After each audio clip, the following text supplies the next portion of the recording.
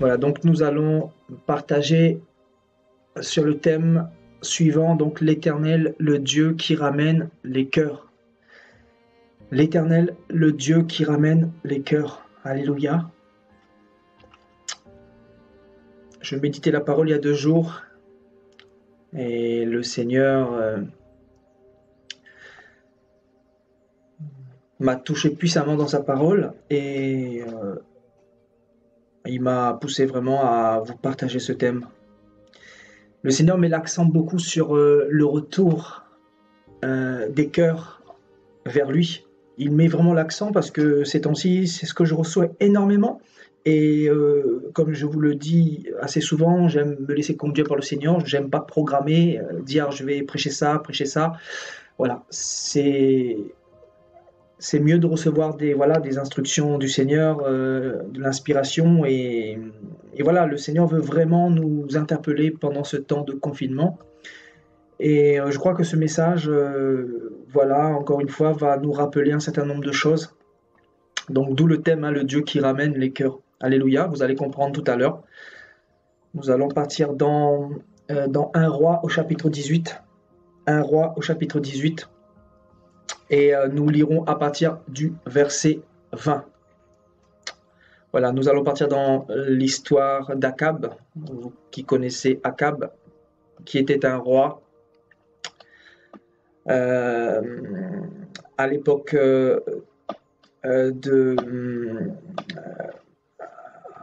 à l'époque de la loi de Moïse, hein, donc qui a régné aux alentours du 9e siècle avant Jésus-Christ. Alléluia. Voilà, donc avant d'aller plus loin, ben voilà, nous allons lire la parole du Seigneur. Alléluia.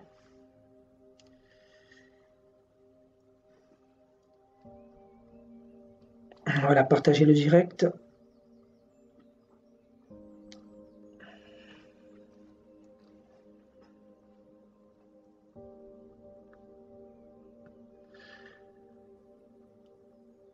Un roi au chapitre 18 à partir du verset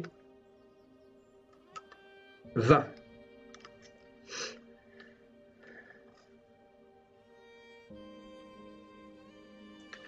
Akab envoya des messagers vers tous les enfants d'Israël et il rassembla les prophètes à la montagne du Carmel. Alors Élie s'approcha de tout le peuple et dit : « Jusqu'à quand clocherez-vous ou boiterez-vous des 2 côtés ? Si l'Éternel est Dieu, allez après lui. Si c'est Baal qui est Dieu, allez après lui. » Le peuple ne lui répondit rien. Et Élie dit au peuple : « Je suis resté seul des prophètes de l'Éternel et il y a 450 prophètes de Baal. Que l'on nous donne 2 taureaux, qu'ils choisissent pour eux l'un des taureaux, qu'ils le coupent par morceaux et qu'ils le placent sur le bois sans y mettre le feu. Et moi je préparerai l'autre taureau et je le placerai sur le bois sans y mettre le feu. Puis invoquez le nom de votre Dieu. Et moi, j'invoquerai le nom de l'Éternel. Le Dieu qui répondra par le feu, c'est celui-là qui sera Dieu. » Et tout le peuple répondit en disant : « C'est bien. » Élie dit aux prophètes de Baal : « Choisissez pour vous l'un des taureaux, préparez-le les premiers, car vous êtes les plus nombreux, et invoquez le nom de votre Dieu, mais ne mettez pas le feu. » Ils prirent le taureau qu'on leur donna, et le préparèrent, et ils invoquèrent le nom de Baal depuis le matin jusqu'à midi, en disant : « Baal, réponds-nous. » Mais il n'y eut ni voix, ni réponse. Et ils sautaient devant l'autel qu'ils avaient fait. À midi, Élie se moqua d'eux, et il dit : « Criez à haute voix, puisqu'il est Dieu. Il pense à quelque chose, ou il est occupé. ou il est en voyage. Peut-être qu'il dort. Et il se réveillera. Et ils crièrent à haute voix. Et ils se firent selon leur coutume des incisions avec des épées et avec des lances, jusqu'à ce que le sang coulât sur eux. Lorsque midi fut passé, ils prophétisèrent jusqu'au moment de la présentation de l'offrande. Mais il n'y eut ni voix, ni réponse, ni signe d'attention. Élie dit alors au peuple, « Approchez-vous de moi. » Tout le peuple s'approcha de lui, et Élie rétablit l'autel de l'Éternel qui avait été renversé. Il prit 12 pierres, d'après le nombre des tribus des fils de Jacob, auxquels l'Éternel avait dit, « Israël sera ton nom. » Et il bâtit avec ces pierres un autel au nom de l'Éternel. Il fit autour de l'autel un fossé de la capacité de 2 mesures de semence. Il arrangea le bois, coupa le taureau par morceaux et le plaça sur le bois. Puis il dit, « Remplissez d'eau 4 cruches et versez-les sur l'holocauste et sur le bois. » Il dit, « Faites-le une seconde fois, » et ils le firent une seconde fois. Il dit, « Faites-le une 3e fois, » et ils le firent une 3e fois. L'eau coula autour de l'autel et l'on remplit aussi d'eau le fossé. Au moment de la présentation de l'offrande, Élie le prophète s'avança et dit, « Éternel, Dieu d'Abraham, d'Isaac et d'Israël, que l'on sache aujourd'hui que tu es Dieu en Israël, et que je suis ton serviteur, et que j'ai fait toutes ces choses par ta parole. Réponds-moi, Éternel, réponds-moi, afin que ce peuple reconnaisse que c'est toi, Éternel, qui est Dieu, et que c'est toi qui ramène leur cœur. » Et le feu de l'Éternel tomba, et il consuma l'holocauste, le bois, les pierres et la terre. Et il absorba l'eau qui était dans le fossé. Quand le peuple vit cela, ils tombèrent sur leur visage et dirent, « C'est l'Éternel qui est Dieu, c'est l'Éternel qui est Dieu. » Saisissez les prophètes de Baal, dit Élie, qu'aucun d'eux n'échappe. Et ils les saisirent. Et Élie les fit descendre au torrent de Kison, et il les égorgea. Alléluia, gloire à toi, Yehoshua, pour ta parole. Merci Seigneur. Nous allons nous arrêter ici. Alléluia. Donc ici, dans ce chapitre que nous venons de lire, Alléluia, il est question du roi Akab et du prophète Élie. Alléluia. Donc Akab était un roi qui a vécu au 9e siècle avant Jésus-Christ, à l'époque de Élie, Élie qui était un prophète également de l'Éternel et qui avait pour mission de parler au peuple d'Israël, de ramener le peuple d'Israël vers leur Dieu tout simplement. Donc Élie a été mandaté pour cette mission qui était de ramener le cœur d'Israël vers Dieu. parce que ici dans ce chapitre, nous voyons bel et bien que Israël était dans l'apostasie, dans une apostasie terrible, dans une apostasie totale. Parce qu'on nous dit que dans la période d'Akab, il y avait 450 prophètes d'Astarté et 400 prophètes de Baal. Donc 850 faux prophètes sous la coupe de Akab et de Jézabel. Donc 850 faux prophètes qui servaient un autre Dieu ou d'autres dieux que le véritable. Donc le véritable Dieu qui est l'Éternel, qui est le créateur du ciel et de la terre, qui est celui qui a fait sortir Israël d'Égypte. Donc c'est ce Dieu-là qu'il aurait fallu adorer. Et Israël s'était détourné littéralement de ce Dieu-là pour aller se prosterner devant Astarté et devant Baal. Donc on nous dit qu'il y avait environ 850 faux prophètes à cette époque d'Élie. Alléluia. Donc 850 faux prophètes qui avaient détourné le cœur d'Akab, qui avaient détourné le cœur du peuple d'Israël. Donc c'est vous dire le niveau d'apostasie, le niveau d'égarement dans lequel était plongé Israël.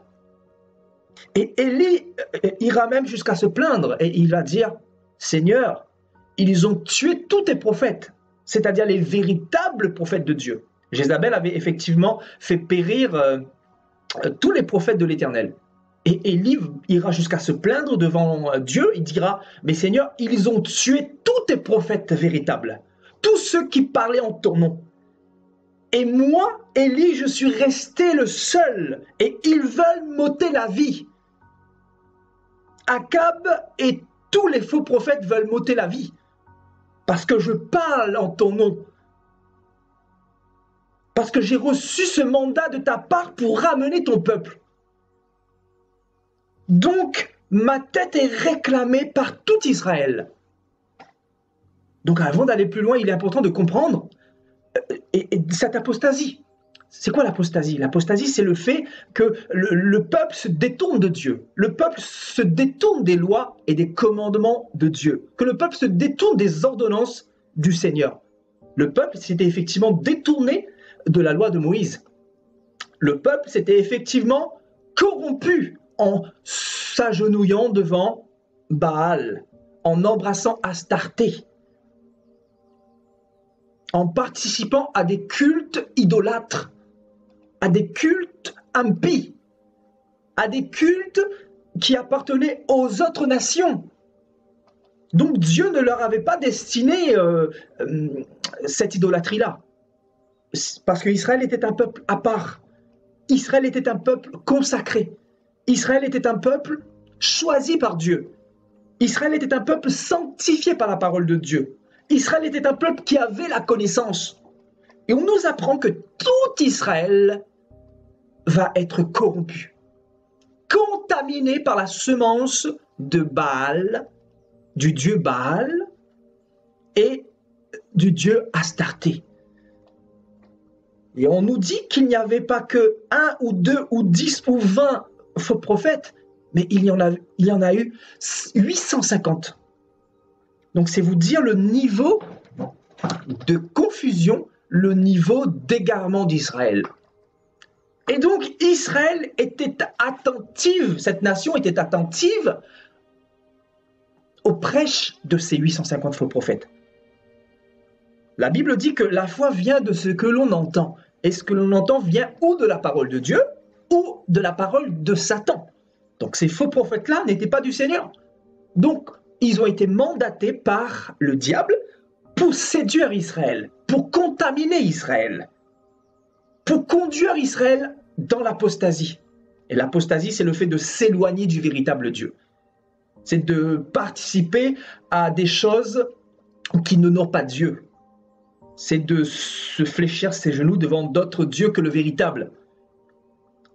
Et c'était le cas d'Israël. Israël s'était détourné de Dieu. Et donc en Israël, il restait que Élie, le Tishbite. Élie qui était de Galaad et de la ville de Tiché. Donc d'où Élie le Tishbite. Donc Élie était de la ville de Tiché et il va être suscité par le Seigneur pour aller parler à Israël, pour aller raisonner Akab. Akab qui était sous l'influence maléfique de sa femme, qui était sous la domination de sa femme, alors que c'était lui qui avait reçu le mandat, c'était lui qui avait reçu l'autorité pour gouverner le peuple d'Israël, pour paître convenablement le peuple d'Israël. Et au contraire, il va se marier avec cette femme qui va l'influencer fortement et Akab va être contaminé.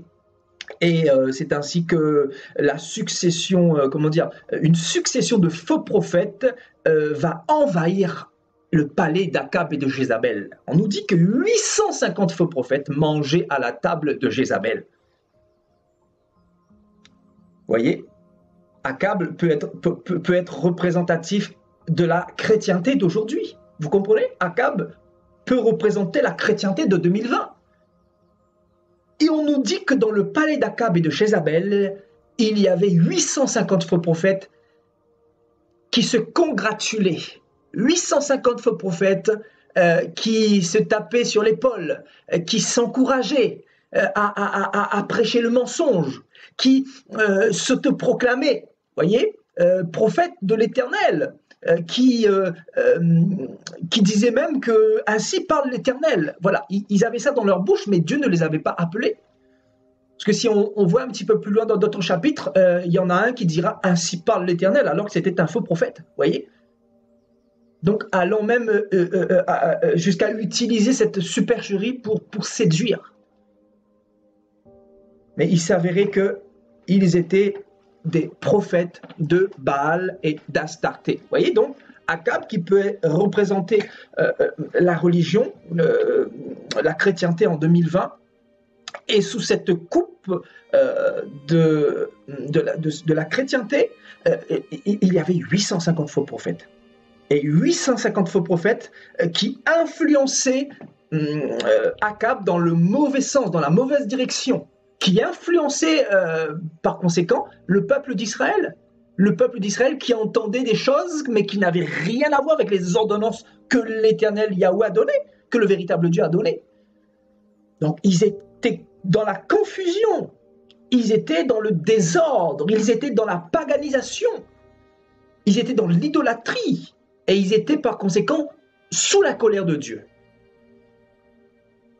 Parce qu'ils s'étaient détournés des lois du Seigneur.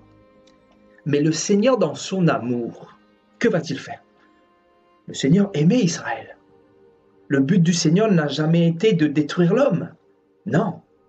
Le Seigneur a toujours eu dans son cœur de ramener ses enfants. Parce qu'il les aime. Parce qu'il les a créés. Parce qu'il s'est révélé à eux. En commençant par Adam, bien sûr, qui a été corrompu par la suite. Et quand l'humanité est tombée dans le péché, il va se révéler aux hommes, il va susciter des prophètes, il va utiliser Moïse pour parler aux hommes, pour ramener les hommes vers lui. Donc le but du Seigneur a toujours été de ramener l'homme à lui. Son but a toujours été de ramener le cœur des hommes. Le cœur des hommes qui est devenu mauvais à la chute. L'homme qui est devenu méchant, l'homme qui est devenu rebelle. L'homme qui, par définition, dès qu'il sort du ventre de sa mère, devient rebelle au Créateur. Parce qu'il porte ce germe de rébellion en lui. Et Satan, sachant cela, qu'est-ce qu'il va faire? Il va rajouter de l'huile sur le feu, c'est-à-dire il va envoyer des faux prophètes justement pour détourner davantage le peuple, pour asseoir le peuple dans la fausseté, dans le mensonge et dans l'idolâtrie par-dessus tout. Parce que n'ayant pas pu se faire adorer au ciel, il viendra se faire adorer sur la terre. Et comment va-t-il se faire adorer? En envoyant, en suscitant des faux prophètes, en leur donnant des messages bien spécifiques pour égarer le troupeau. Alléluia. Donc en fait, Ce qui est flagrant dans la génération d'Akab, c'est que il y a vraiment des grands traits de spécificité par rapport à cette génération. En fait, c'est à peu près la même chose que nous sommes en train de vivre. Statistiquement, il reste très peu de messagers véritables du Seigneur. Des messagers qui ramènent le cœur du peuple. Souvenez-vous que le thème que nous sommes en train de développer ce soir, c'est l'Éternel, le Dieu qui ramène les cœurs. Et dans ce chapitre, frères et sœurs, que nous venons de lire, nous voyons Élie qui a été suscité par Dieu dans une seule et unique mission qui est de ramener le cœur du peuple d'Israël. Alléluia. Donc, voilà la mission d'Élie. Élie a été mandaté par Dieu pour ramener le peuple. Et le Seigneur va faire quelque chose d'inouï en Israël. Il va faire quelque chose de spectaculaire, quelque chose d'extraordinaire qui va surprendre Israël. Vous savez, notre Dieu n'y va pas de main morte. Vous avez vu ce qu'il a fait avec Pharaon. Il a dit à Pharaon, laisse aller mon peuple, sinon je vais te frapper, je vais te chicoter, je vais prendre ma verge et tu verras quel nom je suis, tu verras quel Dieu je suis. Lui qui avait comparé certainement l'Éternel parmi les autres dieux, et voilà, il ne savait pas que celui-là était l'Élohim des Elohim, le Dieu des dieux, le Seigneur des seigneurs. Et il va lui dire, tu laisses aller mon peuple afin qu'il me serve dans le désert, afin qu'il me fasse des sacrifices. Donc nous avons vu Pharaon à multiples reprises refusé de laisser aller le peuple. Et cela faisait aussi partie des plans du Seigneur. Le Seigneur l'a endurci le cœur dans le but de faire éclater sa gloire par la suite. Voyez? Donc le Seigneur, en fait, n'y va pas de main morte. Quand le Seigneur veut ramener à lui son peuple, ses enfants, il n'y va pas de main morte. Et nous avons vu, à travers tous les âges, le Seigneur a procédé de la même manière. De la même manière. Il a opéré des choses extraordinaires. Il a opéré des choses pour surprendre les hommes. Vous savez déjà, le fait d'ouvrir la mer Rouge, voilà, c'était pour surprendre Israël. C'était pour leur montrer qu'il était puissant. C'était pour leur montrer que derrière ces miracles, il y avait son amour, qu'il était capable d'ouvrir les plus grandes mers, les plus grands Jourdains, les plus grandes rivières pour son peuple. Parce qu'il les aimait. Donc derrière tous ces miracles, derrière tout ce qu'il a fait comme miracle extraordinaire, il y avait son amour qui parlait à travers sa démarche. Donc son but, c'était bien évidemment de ramener son peuple à chaque fois, de conduire son peuple, de prendre son peuple par la main, tel un père qui conduit son enfant, qui tâtonne, qui est esclave du péché ou des hommes. Vous savez, son but a toujours été de ramener ses enfants à lui, sa postérité, celle qu'il connaît depuis la fondation du monde. Je ne parle pas de tous les chrétiens, je ne parle pas de tous ceux qui se disent chrétiens, non. Je parle de ses enfants, de sa postérité, celle qu'il connaît par leur nom, celle qu'il appelle par leur nom. Là, cette postérité-là. Alléluia. Donc le but du Seigneur a toujours été de ramener ses enfants. Et il va le faire. Hein. Vous lirez les Juges, le Seigneur va toujours essayer de ramener son peuple en suscitant des juges. Dans les rois, vous verrez également que le but du Seigneur sera de ramener son peuple. Plus loin, quand le Seigneur va susciter d'autres prophètes, Jérémie, Ésaïe, Joël, etc., son but derrière tous ces prophètes qu'il a envoyés, son but ultime sera de ramener son peuple à chaque fois. Vous voyez? Et là, ici, Élie va être utilisé par Dieu. Dieu s'est dit, il faut que je frappe un bon coup. Il faut que je fasse quelque chose d'inouï de spectaculaire, afin qu'Israël comprenne que c'est moi le véritable Dieu, afin qu'Israël comprenne qu'il s'était détourné de Dieu. Parce que Israël avait commencé à croire au mensonge. On nous dit que Israël était sous la coupe de ces 850 faux prophètes. Il fallait que le Seigneur fasse quelque chose d'inouï. Vous comprenez? Il fallait que le Seigneur manifeste sa gloire. Il fallait que le Seigneur manifeste également un jugement. Parce que ici, dans ce que nous venons de lire dans 1 Roi 18, il y a un certain nombre de choses que le Seigneur a fait. On nous parle d'un jugement. Un jugement par rapport à qui? Par rapport aux 850 faux prophètes qui étaient sous la coupe d'Akab et de Jézabel. Donc le Seigneur allait procéder à un jugement. Il va appeler Élie. Il va envoyer Élie dans une mission bien spécifique. Il va dire à Élie, dis à Akab qui est roi sur mon peuple d'Israël, rassemble tous tes 850 faux prophètes. Rassemble tes faux prophètes, ceux qui t'influencent négativement. Et moi, je vais venir également. D'un côté, il va y avoir tes 850 faux prophètes. Et moi, je serai de l'autre côté. On va emmener chacun 2 taureaux. On va les couper en morceaux. Et on va invoquer le nom de notre Dieu. On va remplir d'eau bien comme il faut les cruches. Afin qu'on ne dise pas, voilà, c'était un incident, s'il y a eu une flamme, etc. Non, ce n'était pas de l'essence, là on nous parle de l'eau. Élie a bien rempli les cruches comme il faut. Il a il a donné aux faux prophètes l'honneur de commencer pour invoquer leur Dieu, afin que l'Holocauste s'embrase, littéralement. Vous voyez, donc il leur a laissé commencer. Donc, Élie, les faux prophètes vont invoquer le nom de leur Dieu. On nous dit du matin jusqu'à midi. Donc, les 850 faux prophètes, ils étaient en train d'invoquer Baal, Baal, Baal, réponds-nous que ton feu tombe sur l'Holocauste, que ton feu consume l'Holocauste. Baal, Baal. On nous dit qu'ils ont crié du matin jusqu'à midi.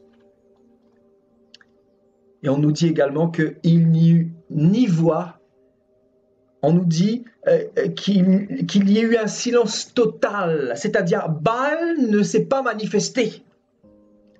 Baal qui était soi-disant le Dieu d'Israël. On nous dit que Baal était peut-être en vacances, parce qu'on nous dit qu'Élie va se moquer d'eux par la suite. C'est-à-dire, il est où Baal? Baal, il est où? Parce que vous suivez Baal, justement, le dieu Baal. Qu'il se manifeste maintenant. Peut-être qu'il est en vacances. Peut-être qu'il se repose. Peut-être qu'il est occupé quelque part. Donc, Élie usait d'ironie pour se moquer d'eux. Voyez? Pour leur faire comprendre que il s'était complètement détourné du véritable Dieu. Mais lui, Élie, il le sachait cela. Il savait cela. Voyez? Par contre, le peuple ne savait pas qu'il s'était véritablement détourné, parce qu'il croyait au mensonge des 850 faux prophètes. Ils écoutaient leurs prédications comme aujourd'hui. Aujourd'hui, les chrétiens d'aujourd'hui écoutent toutes sortes de prédications, pensant que ça vient du Seigneur, alors que ça n'a rien à voir avec le Seigneur. Parce qu'une des caractéristiques d'un vrai prophète de Yahushua, d'un vrai serviteur de Jésus, d'un pasteur qui vient du Seigneur, d'un berger qui a été mandaté par Dieu, une des principales caractéristiques, c'est que ce berger va toujours essayer de ramener le cœur du peuple vers Dieu, non pas vers lui. Vous comprenez? Donc la principale, je dis bien, caractéristique des enfants du Seigneur, des pasteurs ou des dirigeants d'église, des dirigeants d'assemblée, sera de ramener le peuple vers Dieu, je dis bien, non pas vers soi. Vous voyez? Parce que Élie n'a pas ramené le peuple vers lui. Élie avait été envoyé par l'Éternel pour parler au cœur de ce peuple, pour parler au cœur de ce peuple d'Israël, sous la coupe d'Akab, pour leur montrer qu'ils s'étaient détournés. Et le but et la mission d'Élie, le Tishbite, était de ramener le cœur d'Israël vers son Dieu. Donc on nous dit, voilà la principale caractéristique d'un pasteur authentique qui vient de l'Éternel. Voilà, dans son cœur, il y a le fait de ramener les brebis vers le Seigneur. Les brebis qui sont égarées, les brebis qui sont séduites, les brebis qui entendent des messages qui sont faux. Voyez, le cœur de berger, c'est de ramener toujours le troupeau vers son Dieu. C'est ça la principale caractéristique, frères et sœurs, d'un vrai berger qui est mandaté par le Seigneur. Et il y a les bergers que Dieu a appelés, mais il y a le souverain berger. Et c'est vers lui que nous devons ramener les âmes. Alléluia. Donc, on nous dit que les 850 faux prophètes vont invoquer le nom de Baal jusqu'à midi et il n'y eut ni voix, il y eut le silence total. Et qu'est-ce que Élie va faire? Élie, quand ils vont finir, quand les faux prophètes vont finir leur cinéma, lui, il va couper le taureau, et il va remplir d'eau la cruche bien comme il faut, et on nous dit qu'il va invoquer le nom de l'Éternel. Et regardez, vous allez comprendre quelque chose. Regardez, nous allons partir dans le verset qui nous intéresse ici.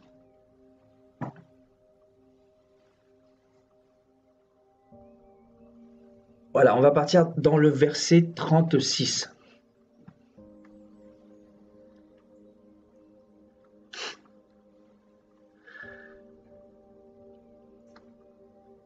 On nous dit, au moment de la présentation de l'offrande, Élie le prophète s'avança et dit. Voilà, quand ça va être son tour, il va couper les deux taureaux, il va mettre tout en place et il va s'avancer et dire: Éternel, Dieu d'Abraham, Dieu d'Isaac et Dieu d'Israël, que l'on sache aujourd'hui que tu es Dieu en Israël. Vous voyez la prière qu'il fait là, ici, que l'on sache aujourd'hui que tu es Dieu en Israël, que ce n'est pas Baal qui est Dieu, que ce n'est pas Astarté qui est Dieu, que ce n'est pas Mammon, le Dieu de l'argent, qui est Dieu, que ce n'est pas le Dieu de la prospérité qui est Dieu, que ce n'est pas le Dieu derrière l'idolâtrie qui est Dieu. Que l'on sache ici en Israël, aujourd'hui, que tu es le véritable Elohim en Israël et que je suis ton serviteur. Que l'on sache que je suis ton serviteur, qui a été envoyé, parce que beaucoup disent qu'ils viennent au nom de l'Éternel. Et maintenant, Élie fait le parallèle. Aujourd'hui, qu'on sache que moi, je suis envoyé et que j'ai fait toutes ces choses, par ta parole. C'est-à-dire ce rassemblement d'Israël devant ces deux holocaustes, l'holocauste des 850 faux prophètes et l'holocauste d'Élie. Vous voyez ce rassemblement. Et Élie fait référence à ça, à ce rassemblement-là, parce que tout Israël a été convoqué ici. Donc que l'on sache aujourd'hui que tu es Dieu en Israël et que je suis ton serviteur et que j'ai fait toutes ces choses par ta parole. Ou que j'ai fait toutes ces choses sur ton ordre. C'est-à-dire c'était un ordre ou un commandement que le Seigneur a donné à Élie.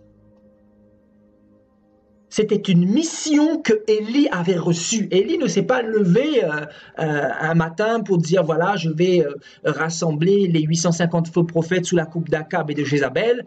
Non, il ne s'est pas levé comme ça avec une envie bizarre. Non, il a reçu cette prérogative divine, cette instruction divine qui était de rassembler tout Israël. Parce que le but du Seigneur, c'était de ramener le cœur d'Israël. Regardez ce que Élie va dire au verset 37, frères et sœurs. Je méditais ce passage, je vous dis, ça m'a poignardé le cœur. C'était comme une évidence que je devais vous partager ce message, frères et sœurs. Je vous dis, c'était une évidence. Élie va dire quoi au verset 37? Réponds-moi, Éternel, réponds-moi, afin que ce peuple reconnaisse que c'est toi, Éternel, qui est Dieu, et que c'est toi qui ramènes leur cœur. Waouh! Waouh! Donc Élie va démontrer par sa prière que ce n'est ni Baal qui ramène les cœurs, c'est ni Astarté qui ramène les cœurs. Et bientôt, frères et sœurs, on va parler sur Astarté. Astarté à travers les âges. Parce que Astarté règne depuis la nuit des temps. Et le Seigneur m'a aussi ouvert l'esprit pour concernant Astarté. Parce qu'elle continue de régner aujourd'hui dans beaucoup d'assemblées, dans beaucoup de nations. Voyez, donc on fera un thème par rapport à ça. Voyez, donc ce n'est pas Astarté qui ramène les cœurs. Vous comprendrez plus tard. Je vous laisserai un bout pour la suite, d'accord? Parce que vous allez comprendre. Ça va vous choquer. Élie va dire à Israël, ce n'est pas Baal qui ramène les cœurs. Ce n'est pas le Dieu des Sidoniens qui ramène les cœurs. Ce n'est pas le Dieu d'Écron qui ramène les cœurs. Ce n'est pas le Dieu Mammon qui est derrière l'argent qui ramène les cœurs. Ce n'est pas le Dieu de la prospérité qui ramène les cœurs. Mais Éternel, montre à ce peuple que c'est toi le véritable Elohim qui ramène les cœurs. Donc frères et sœurs, il n'y a pas 50 000 dieux qui ramènent nos cœurs. Vous savez pourquoi l'Éternel est le seul qui peut prétendre à ramener nos cœurs? Parce que c'est le Dieu parfait, parce que c'est le Dieu d'amour, parce que c'est le Dieu qui veut notre bien, parce que c'est le Dieu qui est lumière, parce qu'en lui, il n'y a point l'ombre d'un ténèbre, parce que c'est le Dieu qui nous a créés, parce que c'est le Dieu qui tient notre souffle de vie, frères et sœurs, parce que c'est le Dieu qui nous veut du bien. Vous devez le savoir. Dieu n'est pas contre nous. Dieu n'a jamais été contre nous. S'il y a eu des jugements dans le monde et dans les nations depuis le début, ce n'est pas à lui la faute. Il n'est l'auteur de rien. Nous sommes la conséquence de tout ce qui peut arriver.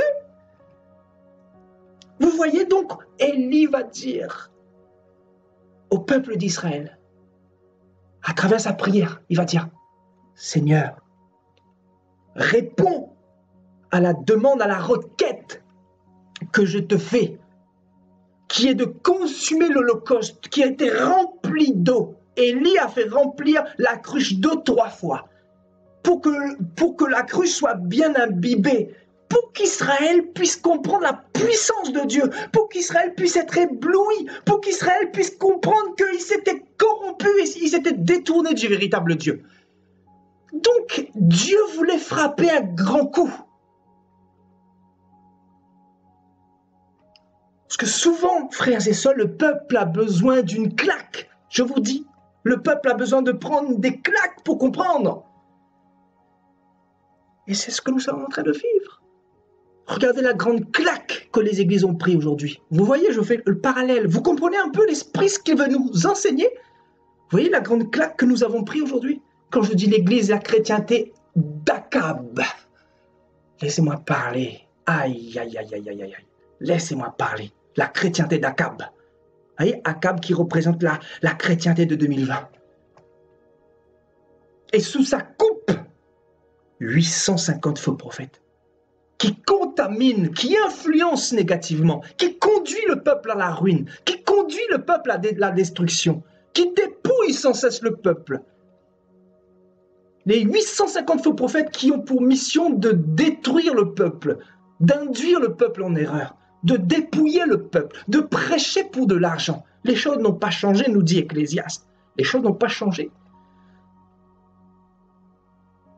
Dans Michée 4, Michée 5, effectivement, le peuple Michée dit sous l'inspiration de Dieu, oui, et c'était une réalité à l'époque. Les pasteurs prêchaient pour de l'argent, ils étaient devenus gras et riches d'embonpoint, sur le dos du peuple, sur le dos des fidèles, ça n'a pas changé. Les choses n'ont pas changé, il y a deux esprits qui opèrent, l'esprit qui conduit à l'erreur et l'esprit qui conduit vers le Père, vers l'Élohim des âges, vers le Créateur. Il y a deux esprits. Il y a un qui vous induit en erreur, qui vous détourne du véritable Dieu. Mais il y en a un qui ramène les cœurs. Et l'esprit qui travaille dans ceux qui ramènent les cœurs continue à opérer. Il continue à agir aujourd'hui. Et il va continuer encore à agir jusqu'au retour de Jésus-Christ. Ce Dieu-là continue à ramener nos cœurs. Voilà sa mission. Voilà son but. Parce qu'il nous aime. Parce qu'il nous a tellement aimés. Qu'il a donné sa vie. Qu'il a donné son Fils unique à la croix. Afin que quiconque croit en lui ne périsse point, mais qu'il ait la vie éternelle. Frères et sœurs, Dieu n'a jamais cessé de nous aimer. De nous ramener. Souvenez-vous quand hier vous vous étiez détournés, vous sentiez l'appel de Dieu dans vos cœurs. Dieu avait envoyé des serviteurs, Dieu avait envoyé des trompettes, Dieu avait envoyé des voix pour parler à votre cœur, pour vous ramener. Et vous vous êtes repentis parce que vous avez entendu la voix de votre Père, de l'amour de votre Père, sa voix qui sanglotait pour te ramener à la maison du Père, à la maison du bon berger. Parce que dehors, il y a les loups qui sont mandatés pour te détourner de cette voie-là, de ce Père véritable.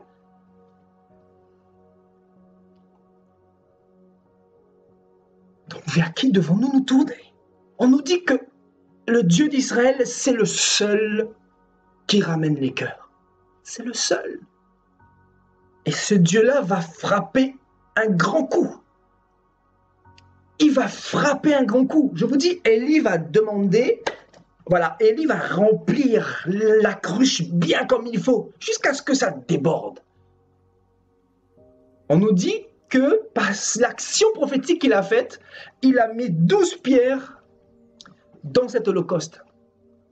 Il a coupé les 2 taureaux, il a mis les 2 taureaux. Et il a demandé à ce qu'on remplisse d'eau à 3 reprises. Non pas 1 reprise, non pas 2 reprises, mais 3 reprises. Afin que l'action soit véritablement parfaite et que Israël puisse comprendre la portée de l'action d'Akab, la portée de l'action d'Élie, le Tishbite, le prophète de Dieu. Parce que le but, c'est qu'il puisse comprendre l'action d'Élie. Et vous voyez, dans cette prière que Élie va faire, il y a quelque chose de fort et de puissant. Il y a quelque chose de fort. On comprend que Dieu est tellement merveilleux, tellement miséricordieux. Parce que frères et sœurs, personne dans ce monde n'est épargné. Le diable, il est là pour détruire, pour décimer, pour diviser. Il n'est pas là pour épargner personne. Regardez ce qu'il a fait en Israël. Il y avait des puissances démoniaques derrière. Vous croyez quoi? On vit dans un monde spirituel. Derrière une idole, il y a quoi? Il y a un démon? Il y a une puissance spirituelle qui influence négativement. Vous comprenez? Donc, Israël avait pour Dieu Baal. Israël avait pour Dieu Astarté. Alors que c'était l'Éternel, Yahweh, le véritable Dieu, qui les avait fait sortir voilà, de l'Égypte. Donc le Seigneur, il s'est dit, j'ai fait des promesses à Abraham. J'ai fait des promesses à David que je ferai asseoir sur son trône un de ses descendants qui sera le descendant final, le descendant qui régnera d'âge en âge, c'est-à-dire Yahushua, le Messie, Jésus-Christ de Nazareth, qui vient de la postérité de Juda, qui est sorti de David. Voilà qui est ce descendant de David. Et donc le Seigneur a fait des promesses à David. Le Seigneur a parlé à Abraham, il fallait qu'il multiplie la postérité. Et Dieu, nous savons qu'il ne ment pas. Il n'est pas un homme pour mentir, ni un fils de l'homme pour se repentir. Donc Dieu s'est dit sur son trône, je vais frapper un grand coup. Je vais montrer à Israël qui est Dieu. Je vais montrer à Israël qui les a sortis du pays d'Égypte. Qui les a sortis de la servitude, de la dure servitude. Je vais montrer à Israël quel est le Dieu qui délivre. Quel est le Dieu qui ramène les cœurs. Quel est le Dieu qui ramène les cœurs. Je vais montrer à Israël quel est ce Dieu-là qui ramène les cœurs. Et dans cette prière d'Élie, on comprend la portée de ses mots. On comprend la portée de ce qu'il était en train de déclarer à ce moment-là devant l'Holocauste. Devant les 2 taureaux plongés dans une cruche d'eau et remplis à ras-bord, avec les 12 pierres qui symbolisaient les 12 tribus d'Israël. Et là, Élie va invoquer l'Éternel, afin que le feu descende et que le feu consume l'Holocauste devant tout Israël. Tout Israël qui était là, Israël était rassemblé en nombre, en multitude, ils étaient des milliers, voire des centaines de milliers. Je n'ai pas le chiffre, mais ils étaient beaucoup. Et les 850 faux prophètes, ils étaient là aussi. Akab était là également. Jézabel, elle n'était pas là. Elle a su plus tard que Élie a fait décapiter les 850 faux prophètes, de par ce jugement de l'Éternel. Donc Akab était là aussi. Akab assistait à ce spectacle qui devait marquer un coup, un tournant pour ramener Israël. Et donc Dieu n'est pas parti de main morte. Il a ramené son peuple, mais en frappant un grand coup. Et repartons vers la prière d'Élie. Regardez ce qu'il va dire, hein, c'est fort, c'est vraiment puissant ce qu'il va dire ici. Il dit, réponds-moi, Éternel. Déjà, il va dire, j'ai fait toutes ces choses par ta parole, c'est-à-dire sur ton ordre, Réponds-moi, Éternel, réponds-moi afin que ce peuple reconnaisse que c'est toi, Éternel, qui est Dieu. Et que c'est toi qui ramènes leur cœur.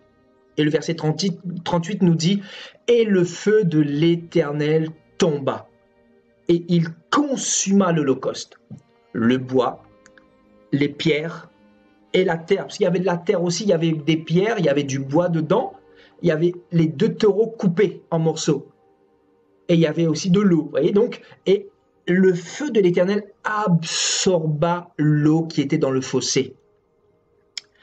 Et regardez le verset 39, hein, il dit, quand tout le peuple vit cela, ils tombèrent sur leur visage et dirent, c'est l'Éternel qui est Dieu. Waouh! Waouh! Alors qu'ils avaient changé de langage, avant qu'ils puissent voir cette action puissante et terrible, Israël avait commencé à croire que Baal était Dieu, que Astarté était Dieu.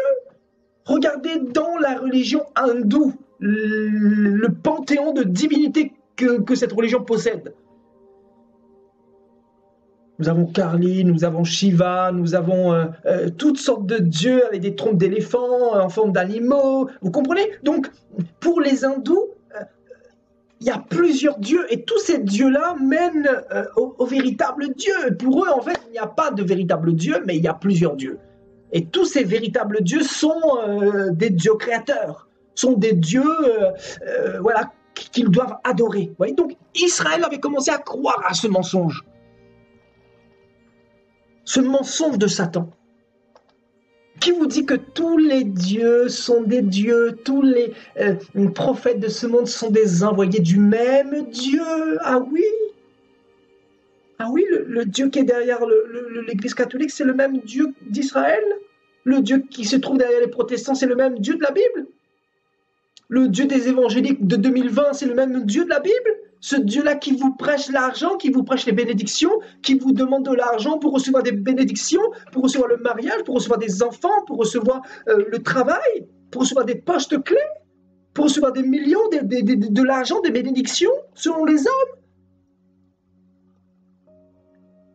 Ce Dieu-là, il vous ramène au véritable, ou ce Dieu-là, il ramène plutôt votre argent dans l'église pour vous dépouiller? Quel est le but de ces dieux-là? Quelles sont leurs missions? Parce qu'il y a un seul qui ramène les cœurs. Il n'y a pas 50. Les autres dieux, ils vous ramènent dans les assemblées. C'est différent, nuances, frères et sœurs, nuances, je dis bien, nuances. Il y a les dieux qui vous ramènent dans les assemblées. Il y a les dieux qui vous ramènent à être fidèles au pasteur. Il y a les dieux qui vous ramènent à être fidèles à la dîme. Laissez-moi parler. Il y a les dieux qui vous ramènent à être fidèles dans les offrandes, surtout en temps de crise, surtout en temps de confinement. Surtout, n'arrêtez pas de donner. Donnez par chèque, par virement, par PayPal, par Western Union. Surtout, ne vous arrêtez pas de donner. Voilà ce Dieu. Voilà quelle est la mission de ce Dieu-là. Ce Dieu-là, il vous rappelle, il est là pour vous rappeler que vous devez donner l'argent pour être béni, que vous devez amener à la maison de l'Éternel pour être béni. Voilà la mission de ce Dieu-là. Tandis que le Dieu d'Élie que nous prêchons, my God, le Dieu d'Élie que nous prêchons, c'est ce Dieu-là que nous prêchons, frères et sœurs. Et ce Dieu-là, frères et sœurs, c'est celui qui ramène les cœurs vers lui. Voilà ce qu'il veut. Voilà ce qu'il veut. Élie dit quoi? Élie dit quoi ici? Afin qu'ils comprennent que c'est toi l'Éternel Dieu. Regardez.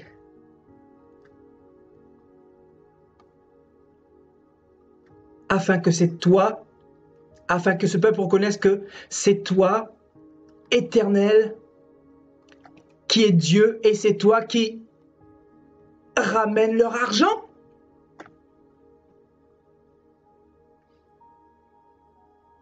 Leur argent. Frères et sœurs, je vous dis la parole du Seigneur. Qu'est-ce que le Seigneur veut ramener chez toi, mon frère, ma soeur? Qu'est-ce que le Seigneur veut chez toi? Qu'est-ce qu'il veut chez toi? Tu n'as pas encore compris la base, le fondement de la parole de Dieu. Waouh! C'est toi, Éternel, qui est Dieu. Est-ce que la parole de Dieu vous transperce le cœur ce soir, frères et sœurs? Je vous dis, cette parole-là, elle est profonde. C'est toi, Éternel, qui est Dieu. Voilà Élie, qui était prophète de l'Éternel, envoyé par l'Éternel, mandaté par l'Éternel. Voilà la caractéristique de ceux qui sont mandatés par le Seigneur. Ils ne ramènent pas votre pognon. Ils ne ramènent pas votre argent à la maison de l'Éternel. Ils ne ramènent pas vos dîmes à la maison de l'Éternel. Ils ne ramènent pas vos quêtes. Ah oui, oui, venez. Voilà, un panier là, voilà. On va faire la quête pour le prêtre. On va faire la quête pour l'église catholique, la grande prostituée. Voilà, on va faire l'enveloppe prophétique pour le prêche, papa. Vous savez, je mime beaucoup parce que c'est comme ça que l'église est. Aujourd'hui, l'église est comme ça. L'église d'Akab. L'église de 2020, l'église d'Akab sous la coupe de Jézabel. Jézabel. Cette dominatrice qui est là pour influencer. Cette entité spirituelle derrière l'église d'aujourd'hui qui influence l'église à se détourner de Dieu, à se rebeller contre Dieu, à tuer les prophètes de Dieu. à lapider ceux qui sont envoyés par le Seigneur. Là, cette génération, ça n'a pas changé, hein, frères et sœurs. Ça n'a pas changé. Notez bien ça ce soir, que la principale caractéristique d'un serviteur de Dieu, quand je dis serviteur, c'est un disciple, peu importe son nom, son appellation, peu importe s'il se fait nommer révérend, ça je m'en fiche, c'est pas mon problème. Peu importe quelle est la mission derrière son cœur, quel est l'état de son cœur, quel est l'objectif derrière sa démarche. Pourquoi se tient-il devant cette caméra? Pourquoi se tient-il derrière ce pupitre? Pourquoi se tient-il dans cette assemblée-là? Quel est son rôle, sa mission? Quelle est la vision qu'il a reçue? La vision de ramener votre argent? De ramener votre famille à l'église? Voilà cette génération perverse et corrompue. De ramener votre argent à l'église? De ramener vos familles? Laissez-moi parler, merci Seigneur. Oh, que son nom soit glorifié. Je vous dis, que son nom soit glorifié. C'est quoi le but de ces pasteurs-là? C'est de ramener vos familles. Voilà. Donc, vous avez reçu le baptême. Donc, à partir de dimanche prochain, voilà ce que vous allez faire. Voilà. Vous allez ramener une âme par semaine. Voilà. Au moins une âme. Voilà. Vous allez évangéliser. Nous allons vous former et vous allez ramener au moins une âme dans la maison de Dieu afin que le royaume des cieux soit rempli. Parce que vous avez reçu la mission d'aller faire de toutes les nations des disciples, pour les ramener à l'église. C'est ce qui est écrit dans la parole. C'est ce qui est écrit dans la Bible que nous lisons, frères et sœurs. Ramener les âmes à l'église, des menteurs. Voilà, des menteurs.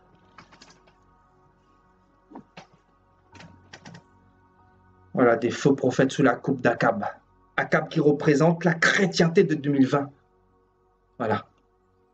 Et sous sa coupe, bien sûr, sa Jézabel à côté, et sous la coupe de la chrétienté que représente Akab, 850 faux prophètes.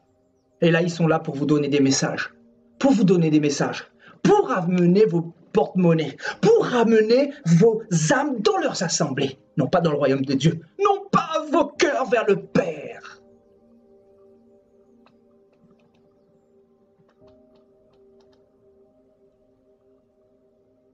Non, ils ne sont pas là pour ramener vos cœurs. Moi, je vous dis. Et qu'est-ce que Dieu va faire? Dieu va frapper un grand coup. Il va faire quoi? Il va envoyer le feu du ciel.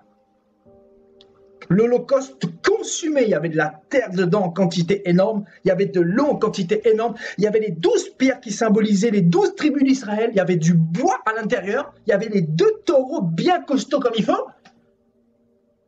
Consumer l'Holocauste. Embrasé, le feu dans l'Holocauste. Il fallait qu'il frappe un bon coup.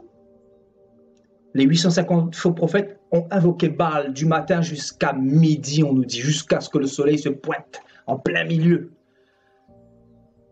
Baal était en vacances. Le dieu de l'argent se cachait, la poudre d'escampette. Ils ont tous fui. Parce que le dieu d'Élie était là. C'est pour ça qu'ils n'ont pas répondu. Oui, d'habitude, il parlait peut-être au peuple. Oui, il parlait au peuple. Oui.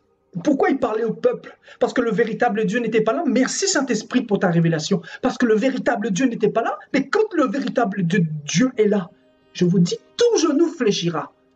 Toute langue confessera que c'est lui qui est l'Élohim qui ramène les cœurs.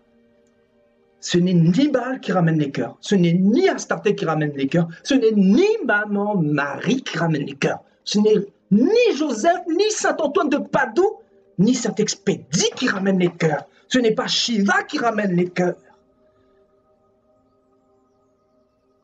Ce n'est pas Mahomet qui ramène les cœurs. Ce n'est pas Bouddha qui ramène les cœurs.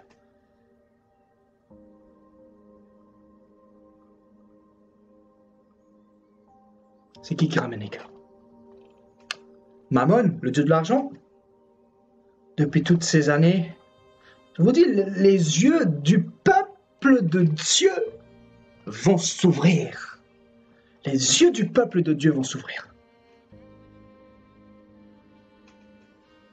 Vous devez comprendre, hein, depuis toutes ces années, qu'est-ce qu'on a voulu ramenés chez vous?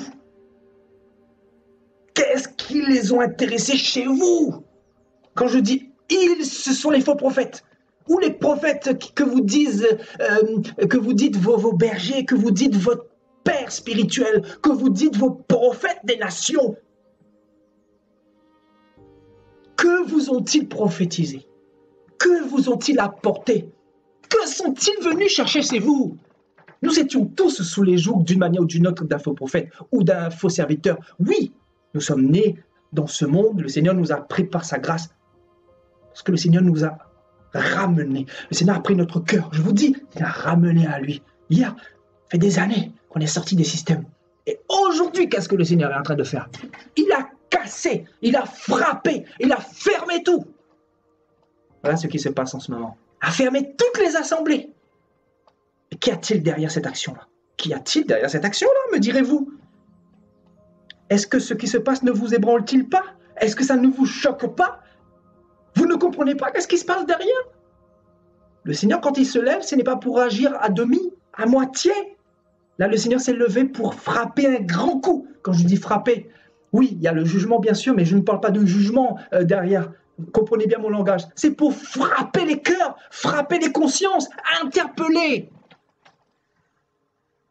Parce que son peuple n'est plus interpellé aujourd'hui parce qu'il y a trop de faux prophètes.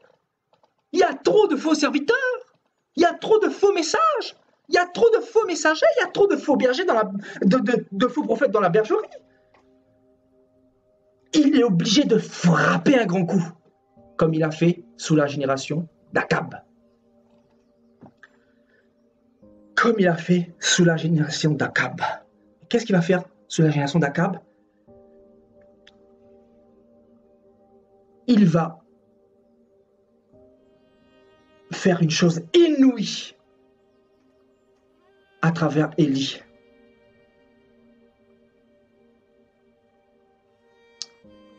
Afin que le peuple soit interpellé. Regardez ce que le peuple va dire. Regardez ce que le peuple va dire ici. Vous voyez, je vais vous dire quelque chose, frères et sœurs.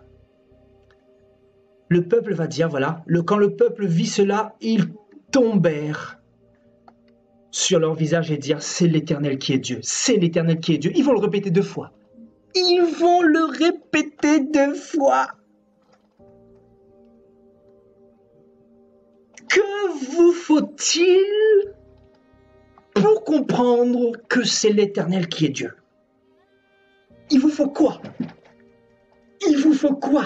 Le Seigneur vous a envoyé des songes, des visions. Le Seigneur vous a envoyé des serviteurs, des trompettes pour crier, pour vous dire sortez de vos assemblées paganisées, assemblées paganisées, assemblées idolâtres, assemblées remplies d'argent, remplies de prospérité. Sortez de vos assemblées qui n'honorent pas le nom de Dieu. Sortez de vos assemblées qui vous volent le cœur que Dieu veut pour lui seul. Sortez des assemblées-là. Vous ne comprenez pas. Donc, comment le Seigneur peut... Écoutez bien la question que je pose. Vous allez voir où je veux en venir. Comment le Seigneur peut-il faire pour interpeller la conscience de tous les chrétiens, je dis bien tous les chrétiens, tous ceux qui se disent chrétiens, parce que là, il s'agit du peuple d'Israël, c'est-à-dire tous les chrétiens qui étaient sous la coupe d'Akab, sous la coupe de la chrétienté de 2020. Comment le Seigneur va procéder? Comment peut-il faire pour interpeller le plus grand nombre, je dis bien? Parce que là, ici, il est question du peuple d'Israël, toute la multitude du peuple d'Israël. Là-dedans, il n'y avait pas que 10 personnes, que 100 personnes, il y avait des multitudes, il y avait des centaines de milliers de personnes. Corrompues, détournées, paganisées, dans l'apostasie. Donc, comment le Seigneur va-t-il faire? Il va vous laisser continuer dans le chemin de la mort, dans le chemin de la perdition, dans le chemin de l'égarement, dans le chemin de la prostitution de Babylone, dans le chemin de l'erreur, dans le chemin de la fausse prospérité selon les hommes, selon les faux prophètes de ce monde, dans le chemin de la dîme qu'on vous a dépouillé depuis toutes ces années. Comment Dieu va-t-il procéder? Là, on le sait aujourd'hui. On le sait aujourd'hui, n'est-ce pas? Comment il a procédé? Comment va-t-il procéder? De quelle manière? Vous n'avez pas compris, il vous a interpellé, il a interpellé vos consciences, il vous a parlé à travers sa parole, mais vous avez raidi vos coups, vous n'avez pas compris, vous avez fermé vos cœurs au véritable Elohim. Comment va-t-il procéder?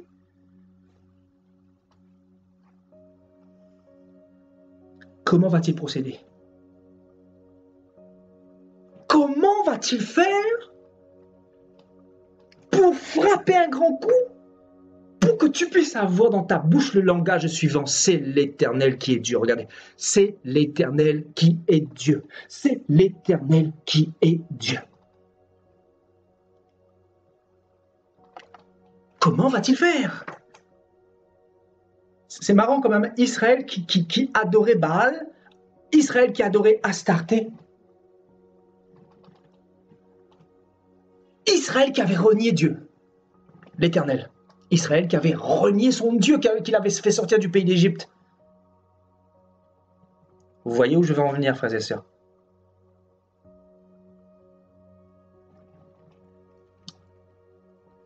Israël va reconnaître, il va dire, c'est l'Éternel qui est Dieu. C'est l'Éternel qui est Dieu. C'est l'Éternel qui est Dieu. On nous dit, quand tout le peuple vit cela, waouh! Le peuple a vu quoi?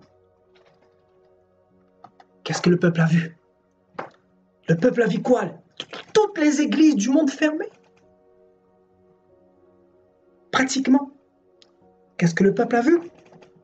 Qu'est-ce que le peuple voit? Quelle chose inouïe que le peuple est en train de voir, je vous dis.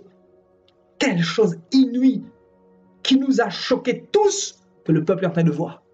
Enfin, quand je dis tous, on n'a pas été choqués parce qu'on est sortis des assemblées, la plupart d'entre nous.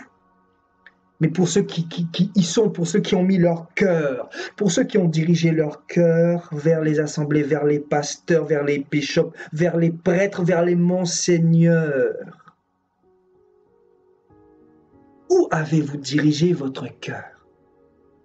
Parce que Élie va dire, hein, l'Éternel, il dirige les cœurs vers lui. L'Éternel ne dirigera jamais vos cœurs vers un pasteur. Même s'il peut utiliser un pasteur pour vous parler, même s'il peut utiliser un prophète pour vous parler, même s'il peut utiliser n'importe quel être humain, même un animal pour te parler, comme il a fait avec Balaam. Il a ouvert la bouche de l'âne pour le parler. Oui, il est tout puissant. Il peut utiliser ses serviteurs. Mais Dieu, écoutez-moi bien, le Dieu que nous servons, le Dieu de la Bible, c'est celui qui ramènera vos cœurs à lui. Non pas à une église, non pas à une dénomination, non pas à un système. Donc tout ce que l'on vous prêche doit être en corrélation avec la parole de Dieu, avec le fonctionnement de Dieu. Qui est notre Dieu? Quelle est sa volonté pour nous? Que veut-il faire de nos cœurs? Où veut-il nous emmener? Voilà les questions que nous devons nous poser, frères et sœurs.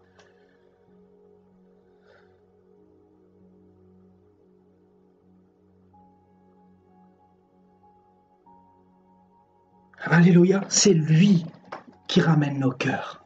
C'est lui. Et comment Dieu va-t-il procéder pour que tous les chrétiens soient choqués? Parce qu'au final, écoutez-moi bien, ce qui se passe en ce moment-là, ces assemblées que Dieu a fermées là, ce coronavirus, etc. là, c'est Dieu qui l'a permis. Beaucoup le savent, on n'a pas besoin de répéter, n'est-ce pas? Dieu est derrière tout. La Bible dit, un malheur arrive-t-il sans que l'Éternel soit... voilà. Un malheur peut-il arriver si l'Éternel n'a pas donné son aval? N'est-ce pas? Comprenons la parole de Dieu. Donc il fallait que Dieu frappe un grand coup pour qu'Israël puisse avoir le discours suivant. C'est l'Éternel qui est Dieu. C'est l'Éternel qui est Dieu. Et là, Israël va être choqué. Il va dire, ils tombèrent sur leur visage. Ils vont tomber sur leur visage. Combien de chrétiens ne tombent-ils pas sur leur visage aujourd'hui? Pas tous. Parce que ceux qui ne sont pas de Dieu, je vous dis, dans tout le peuple d'Israël, là, beaucoup ne sont pas revenus à Dieu. Pas tous ont dit, c'est toi, Éternel, qui est Dieu. C'est toi, Éternel, qui est Dieu. Peut-être l'ont-ils dit sur le moment, mais leur vie ont démontré le contraire par la suite. Parce qu'ils ont continué à adorer les idoles, les Baals, les Astartés. Parce qu'ils se sont détournés de nouveau. Parce que ceux qui ne sont pas de Dieu vont toujours se détourner. Vous avez beau prier pour eux, vous avez beau chasser leurs démons, vous avez beau leur prêcher la parole, vous avez beau vous entretenir avec eux, les encourager, ils vont toujours se détourner de l'Éternel. Mais ceux qui véritablement, comme le peuple d'Israël, tombent sur leur visage, comme c'est le cas aujourd'hui, beaucoup ne comprennent pas. Mais oui, Dieu est en train de nous choquer. Dieu a fermé tous les taquets. Tous les taquets. Église catholique, taquet. Église protestante, taquet. Église orthodoxe, taquet. Église protestante unie de France, de Côte d'Ivoire, taquet. Fermé. Église des témoins de Jéhovah, taquet. Église de prostitution, taquet. Église du Monseigneur Bishop Intel, taquet. Il a tout fermé. Afin que tu tombes sur ton visage. Oui. Afin que tu comprennes quelque chose. Voilà le but de tout ce qui se passe.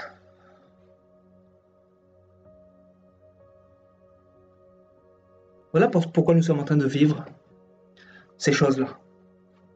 Mais avez-vous réellement compris? Avez-vous réellement compris?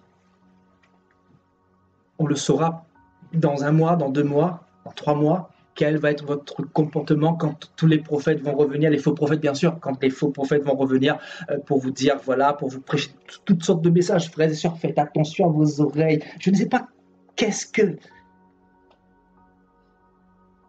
Faites attention à vos oreilles, faites attention à vos cœurs, faites attention à votre vie, à votre âme. N'écoutez pas toutes sortes de supercheries. Arrêtez, cessez d'écouter toutes sortes de choses qui n'ont rien à voir avec la parole de Dieu.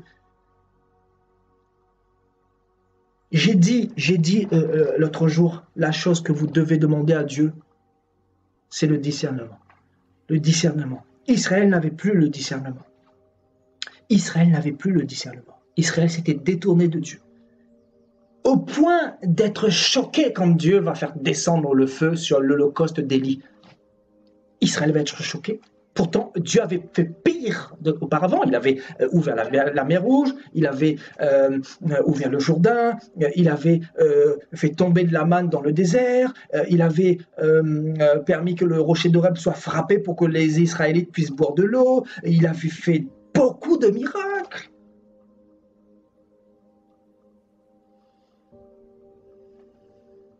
Et Israël a quand même perdu le discernement. Et ce que nous devons retenir ici, c'est que Dieu, dans son amour, va permettre ce jugement. C'est un jugement. Hein.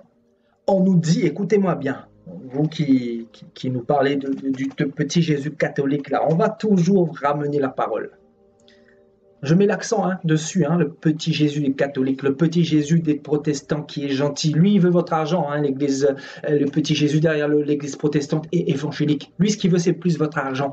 Après, le petit Jésus de l'Église catholique, ce qu'il veut aussi, c'est votre argent aussi, mais bon, c'est aussi il veut vos cœurs devant maman Marie. Oh, que c'est mignon. Ouais. Permettez-moi de mettre de l'ironie avec. Je vais le faire pour que vous puissiez comprendre. Lui, le petit Jésus, l'Église catholique, qu'est-ce qu'il veut? Il veut votre cœur, non pas qui se tourne vers le véritable Elohim, vous voyez, comme Élie, Élie là, il n'a pas parlé de la reine du ciel ici, il n'a pas parlé de Astarté ici, qu'est-ce qu'il a dit? Il dit, il dit au verset 38, afin que ce peuple reconnaisse que c'est toi, Éternel, qui est Dieu et qui ramène leur cœur. C'est qui ramène les cœurs? Le Seigneur ramène les cœurs vers qui? Il ramène les cœurs vers lui ou vers maman Marie? Il ne faut pas toucher à maman Marie. Ah oui, qu'est-ce que Marie a fait pour toi depuis toutes ces années? Tu es toujours dans le péché, tu te masturbes, après tu vas faire ton chemin de croix. Tu te masturbes et tu continues à boire de l'alcool, ensuite tu continues à prier les statues et tu penses que Dieu est avec toi, mon ami. Il faut te repentir. Il faut te repentir, oui. Ça peut choquer, je sais, mais je m'en fiche, c'est comme ça. Nous aussi, on était dedans. Hier, on était dans la religion aussi, dans l'église religieuse, on était dedans. On se masturbait bien comme il faut, on buvait de l'alcool, on avait plusieurs femmes, comme on avait plusieurs chaussures. Vous voulez que je parle? Je vais parler. Et là, on avait, vous savez quoi? Le chapelet. Oh, qu'il était beau le chapelet, avec les grains, il y avait 10 grains par 10 grains, c'est ça, hein, si je me souviens bien, voilà. Je vous salue Marie, pleine de grâce. Ah oui, quelle grâce? Le Seigneur est avec vous. Ah oui, c'est mensonge. Vous êtes bénie entre toutes les femmes. Oui, la véritable Marie, elle est bénie, mais non pas cette Marie qui est la reine du ciel, qui est un démon que vous priez, qui est là pour vous détruire. Vous êtes bénie entre toutes les femmes. Et Jésus, le fruit de vos entrailles, est béni. Quel Jésus? Le Jésus démoniaque ou le véritable Jésus? Ça n'a rien à voir. Priez pour nous, pauvres pécheurs. Elle ne peut pas prier pour toi. Elle n'entend pas tes prières. Parce que Jésus-Christ est le véritable médiateur. Priez pour nous, pauvres pécheurs. Ah bon? Dans quelle Bible vous avez vu que Marie peut prier pour un homme? Dans quelle Bible vous avez vu ça? Je cherche le verset depuis l'année dernière, je n'ai jamais trouvé. Depuis ma conversion, je cherche d'ailleurs. Je vous l'aurais dit, je l'avais trouvé, je n'ai jamais trouvé. J'ai trouvé le verset dans 1 Timothée 2,5 qui dit que Jésus-Christ est le seul médiateur et le seul intermédiaire. Ouais, voilà le verset que j'ai trouvé. Ah oui, c'est le verset que j'ai trouvé. Permettez-moi de vous partager la vérité, que ça vous plaise ou pas, vous qui ne lisez pas la Bible. Priez pour nous maintenant et à l'heure de notre mort. Ah bon? Si tu te repens pas, laisse-moi te dire que Marie ne sera pas là le jour où tu vas être devant le Seigneur.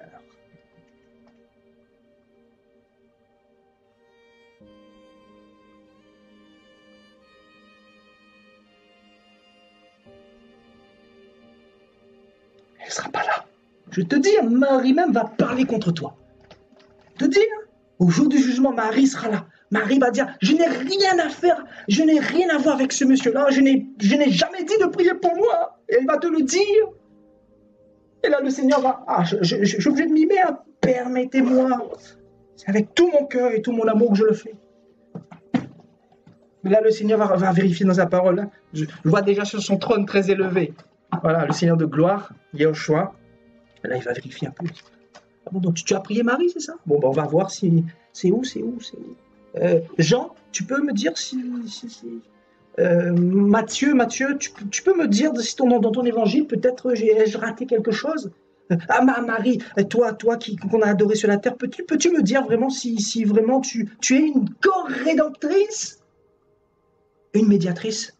C'est où bon, là, le Seigneur va chercher. Le Seigneur va chercher, à dire, bon ben, c'est pas écrit. C'est pas écrit.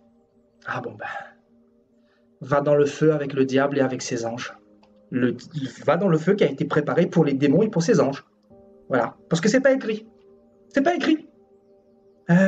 Seigneur, on m'a dit que le purgatoire, voilà, c'était un lieu où je devais être purifié de mon hypocrisie. Oh, ah oui, parce qu'on t'a dit que le purgatoire existe et que tu peux continuer à boire de l'alcool. Tu peux continuer à fumer. Tu peux continuer à regarder des films pornographiques. Tu peux continuer à tromper ta femme. Tu peux continuer à faire ces choses-là, à voler. Tu peux continuer à convoiter. Tu peux continuer à mentir. Tu peux continuer à frauder l'État, frauder la CAF. Tu peux continuer à faire toutes ces choses-là parce que le purgatoire existe. Alors, le Seigneur va dire, bon, ben, on va vérifier maintenant autour du purgatoire. Le Seigneur va prendre son temps avec vous, hein, je vous dis. Il va prendre son temps, ça sera le temps du jugement. Je vous dis, hein, avant que chaque personne soit jugée bien comme il faut et soit envoyée dans le feu, là, je vous dis, le Seigneur va bien vérifier. Voilà, vous allez voir la parole avec lui au ciel, parce que la Bible dit qu'après la mort vient le jugement. Donc le Seigneur va dire, bon, ben, il n'y a pas de purgatoire. Hein. Le Seigneur va dire, bon, ben, dans Hébreux 9, 27, il est écrit, voilà, ben, après la mort vient le jugement. Donc voilà, bon, ben, il n'y a pas de purgatoire. Bon, ben, je ne peux pas t'accepter au ciel. Voilà.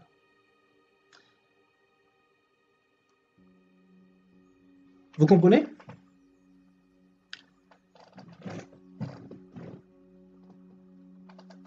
Amen. Je vous dis, hein, ça va être terrible. Je vous dis, ça va être terrible. La Bible dit dans Jean 12, 48, au jugement dernier. Je vous dis, ce que je suis en train de faire, c'est ce qui va se passer. Jean 12, 48. Jean chapitre 12, verset 48. Jésus va dire, au jugement dernier, ce n'est même pas moi qui va vous juger, mais c'est ma parole. Tout ce qui est écrit va témoigner contre vous. C'est-à-dire, Jésus va simplement ouvrir la Bible, va dire, montre-moi c'est écrit où. Voilà. Parce que Jésus a déjà tout annoncé. Jésus a déjà tout dit. Donc, effectivement, le petit Jésus des catholiques, il veut t'emmener dans l'égarement, comme le dieu Baal à l'époque, comme le dieu Astarté à l'époque. Il veut t'emmener, mais dans le mauvais chemin, dans la mauvaise direction. C'est pour ça que nous nous levons pour vous dire la vérité, frères et sœurs. Ce n'est pas pour votre malheur. Nous aussi, nous étions dedans. Je vous dis, j'avais un chapelet. J'étais bien comme il faut dans le péché, dans la boue, rempli de muscles. Et là, j'étais, j'allais faire mes 400 coups, les femmes, l'alcool, la fête, les boîtes de nuit. Et là, j'avais mon chapelet, parce que je pensais que le Jésus des catholiques m'a dit que je devais mettre mon cœur dans le chapelet, et que le chapelet allait me protéger. Même si j'étais dans le péché, le chapelet allait me protéger. Voilà le Jésus catholique, ce qu'il vous dit.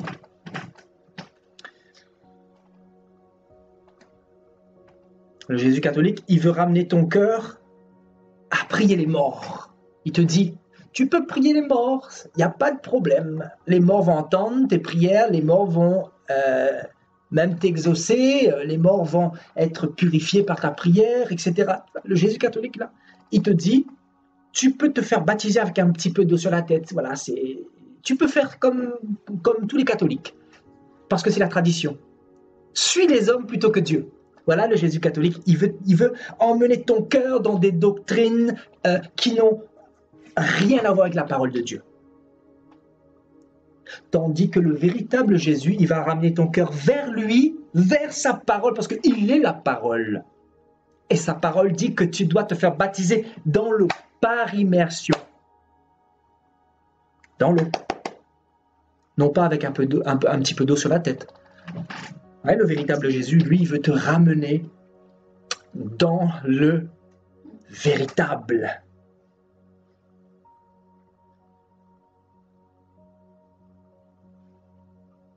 Alléluia. Donc, c'est qui ramène les cœurs? Afin que ce peuple reconnaisse que c'est toi, Éternel, qui es Dieu et qui ramène leur cœur.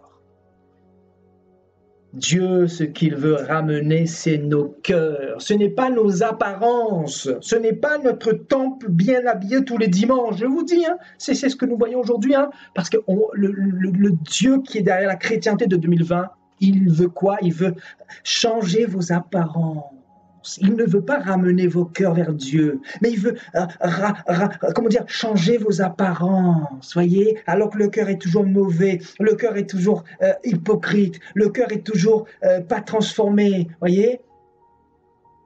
Voilà le Jésus qui a opéré, ou l'esprit qui a opéré derrière Akab et qui opère encore aujourd'hui. Ça s'appelle l'apostasie.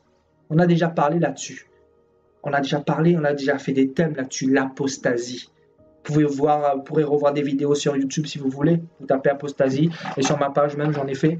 L'apostasie, c'est quoi? L'apostasie, c'est tout ça. C'est le fait de se détourner de Dieu. C'est le fait qu'on ait pris vos cœurs pour les tourner vers des fausses doctrines, vers les dénominations. Jésus te dira au jugement dernier, tu lui diras, voilà, j'étais catholique, ou j'étais protestant, ou j'étais témoin de Jéhovah. Jésus va dire, on va vérifier maintenant. C'est écrit où? Et Jésus va arriver dans Marc 16, il va dire, c'est écrit, voici, faites de toutes les nations des disciples et enseignez-leur tout ce que je vous ai transmis. Et qu'est-ce que Jésus nous a transmis? Qu'il faut être catholique pour être sauvé? qu'il faut être protestant pour être sauvé, qu'il faut être évangélique pour être sauvé? Je vous dis, il va y avoir des surprises. Quand Jésus dit, si vous ne ressemblez pas à un petit enfant, vous ne rentrerez pas dans le royaume des cieux. Pourquoi un petit enfant? Parce qu'un petit enfant agit avec son cœur, il obéit à son père, il ne va pas opposer de résistance, et même s'il fait des bêtises, son père va le corriger, va le châtier pour le ramener dans le bon chemin. Je vous dis, on va parler, parce qu'on on va parler. Et je vous dis, il y a encore des choses qui arrivent, il y a encore des choses qui arrivent par la grâce de Dieu. Et on va parler. Parce que, vous savez, cette génération, si on ne leur parle pas de cette manière, ils ne comprennent pas. Si on mime, voilà. On ne fait pas du théâtre, on fait du théâtre pour que vous compreniez les choses. Pour arracher vos âmes, comme Paul dira, prêche, insiste en toute occasion, favorable ou pas, reprend, censure. Voilà ce que nous faisons. Nous essayons de vous faire comprendre que Dieu, ce qu'il veut, ce n'est pas votre argent. Ce n'est pas que vous soyez dans l'église. Non, il ne veut pas de votre corps dans l'église. Ce qu'il veut, c'est votre cœur. Il veut ramener votre cœur. Et c'est ce qu'il a fait avec Israël dans 1 Roi 18, dans ce que nous avons lu tout à l'heure. Voilà, il est le Dieu qui ramène leur cœur. Qui ramène leur cœur. Israël, leur cœur appartenait à d'autres dieux, appartenait à un autre système. Appartenait à Babylone, appartenait à d'autres idoles.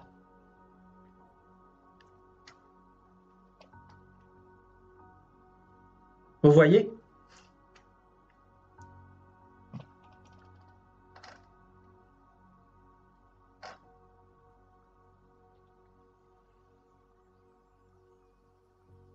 Alléluia.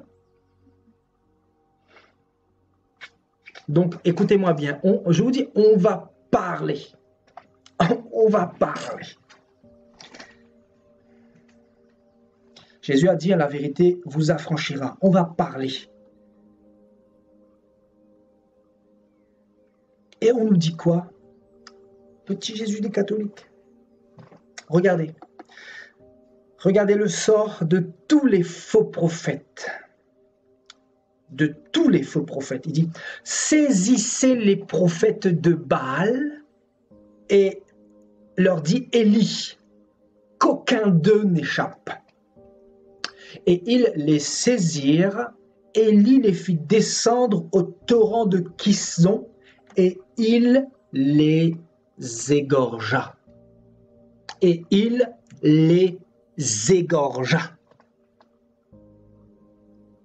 Petit Jésus des catholiques, oh il est gentil, il est tellement gentil qu'il met sa justice de côté, dans sa poche, il range sa justice parce qu'il est trop gentil. Ah ouais? Voilà le jugement. Et Dieu va passer par Élie, va mandater Élie pour aller déjà ramener son peuple, parce que son peuple était corrompu, son peuple s'était détourné de lui.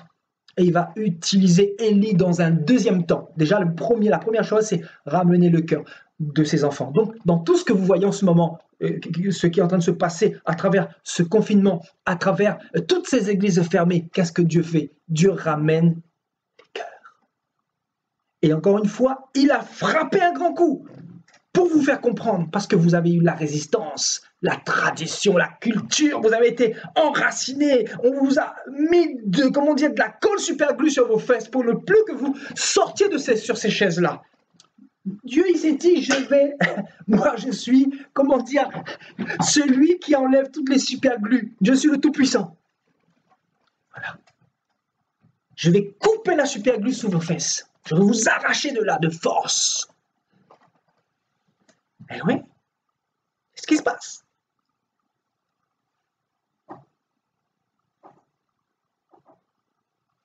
C'est ce qui se passe en ce moment. Il a frappé un grand coup. Et regardez, il y a des personnes qui meurent aussi. Il y a des personnes qui meurent. Oui. On nous dit quoi? C'est le petit Jésus des catholiques qui a parlé, ou c'est le véritable Dieu qui est amour mais qui est aussi justice, qui a dit à Élie, ôte le mal du milieu de mon peuple, ôte le mal. Voilà, Dieu a mandaté Élie pour égorger tous les prophètes de Baal, les exterminer. C'est dur, hein? Égorger. Et laissez-moi vous dire la vérité. Soyez pas choqués, c'est la parole de Dieu. Moi, je suis simplement un serviteur de la parole de Dieu. Je ne fais que dire ce qui est écrit là-dedans. Je ne fais que prêcher ce livre sur lequel beaucoup s'appuient. L'Église catholique s'appuie soi-disant là-dessus. Mensonge. L'Église protestante s'appuie là-dessus. Mensonge. Parce que vous dépouillez, vous volez le peuple de Dieu. Vous détournez le cœur du peuple qui doit revenir à Dieu pour les tourner vers vous les hommes. Beaucoup s'appuient là-dessus. Oui. Beaucoup s'appuient là-dessus. Mais en réalité, on a compris votre manège. Et là, le Seigneur s'est levé. Je vous dis, il a attaqué. Il a fermé. Fermé les églises. Fermé. C'est pourquoi? Pour frapper un bon coup comme il a fait dans l'époque d'Élie. Pour ramener les cœurs. Vous voulez qu'on vous dise quoi? C'est ce que le Seigneur me mettait dans mon cœur il y a 2 jours quand je méditais ce passage. J'ai pris une claque. Je me suis dit, mais Seigneur, tu remets une couche parce que le Seigneur veut que nous comprenions. Vous voyez, on parle beaucoup sur ces choses-là en ce moment, mais beaucoup ne comprennent pas encore. Si le Seigneur me donne ce message pour nous tous, c'est pour nous dire qu'il veut nos cœurs. Et je ramener nos cœurs. Et la première chose, je disais tout à l'heure, qu'il veut faire, c'est ramener nos cœurs. Seconde chose, le jugement. Le jugement. Je vous dis, écoutez-moi bien. Écoutez-moi bien. Écoutez bien ce message. Je vous dis, le jugement va continuer. Va continuer. Vous verrez toujours des choses bizarres. Vous allez voir des hommes de Dieu frappés, des grands hommes de Dieu soi-disant qui avaient des milliers d'abonnés, des centaines de milliers d'abonnés, des personnes qui sont reconnues dans le monde entier, des personnes frappées, foudroyées en plein culte. Beaucoup vont être choqués. Des personnes qui depuis trop longtemps ont joué avec Dieu, ont provoqué la colère de Dieu. Et je vous dis, hein, dans ce temps de confinement, le Seigneur amène les cœurs, mais il juge aussi. Deuxième aspect, c'est le jugement. Parce que je vous dis, trop, c'est trop. Tu es franc-maçon, tu te lèves, tu utilises cette parole. Beaucoup s'appuient là-dessus. Hein. Beaucoup s'appuient là-dessus. Et on va voir, comme le dira Élie, on va voir maintenant quel Dieu vous servez. On va voir si Baal est véritablement Dieu quand on va l'invoquer. On verra qu'est-ce qu'il pourra faire pour vous lorsque vous serez malade. On verra s'il sera en vacances, ou il sera fatigué, ou il sera au repos, forcé. Récemment, j'avais mis un message. Je vous ai dit que Mammon était en prison. Le Seigneur l'a attaqué aussi, lui aussi, il est au taquet. En vacances forcées. Au repos. Voilà, Baal au repos. Baal ne répond plus. Les pasteurs, en ce moment, vous faites des appels de dons, n'est-ce pas? Oui. Surtout, continuez de donner. Ben oui, parce que Mammon ne répond plus. Mammon, le dieu Mammon, il est en prison. Taqué. Enfermé. Il répond plus. Fini. Oui, Mammon, oui. Allô? Oui. Mammon, il est pas là. Je vous dis, il est pas là. C'est fini. Les faux pasteurs, c'est fini. Arrêtez de dépouiller le peuple de Dieu. L'Éternel qui veut, c'est votre cœur. Ce n'est pas votre argent. Premièrement, votre cœur. Votre cœur.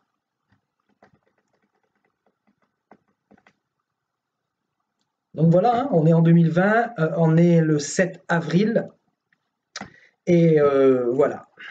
Voilà la chose inouïe que le Seigneur a fait. Qui croyait qu'une telle chose pourrait se produire? Et oui, notre Dieu est assez puissant pour faire ce qu'il veut.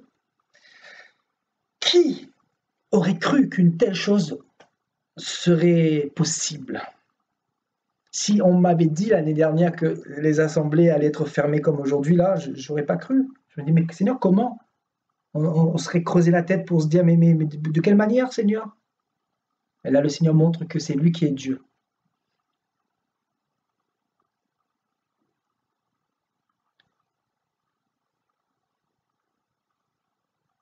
Là, le Seigneur montre que c'est lui qui est Dieu.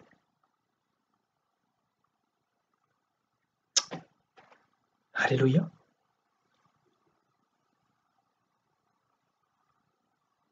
Donc, c'est l'Éternel. Vous voyez, on va revenir sur ce verset-là et on va partir dans Matthieu 23 juste après. Vous voyez, réponds-moi, Éternel, réponds-moi, afin que ce peuple reconnaisse que c'est toi, Éternel, qui es Dieu et que c'est toi qui ramènes leur cœur. Voilà ce que le Seigneur veut. Je pense que vous l'avez compris. Matthieu 23, le Seigneur dira quoi?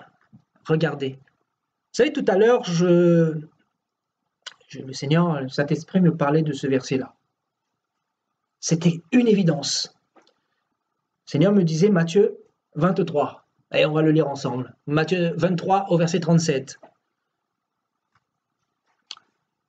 Jérusalem, Jérusalem, qui tue les prophètes et qui lapide ceux qui te sont envoyés.